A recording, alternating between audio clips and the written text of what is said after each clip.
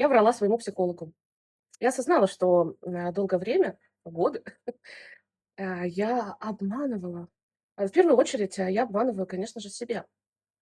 Мы привыкли носить маски, мы привыкли огораживаться, защищаться, не показывать там себя, ну, самим себе в первую очередь.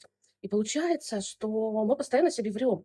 Врем окружению, с кем мы работаем, с кем общаемся, потому что мы не можем быть собой. И я не могла, ну и сейчас, есть какие-то аспекты, в которых мне тоже это делается очень тяжело. Но каждый раз, пласт за пластом, находится какая-то новая маска, которая становится видной, убирается, потом что-то новое и новое.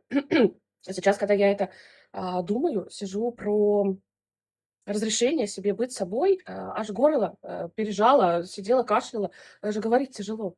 Как много мы не разрешаем себе, просто не разрешаем себе быть собой. Да.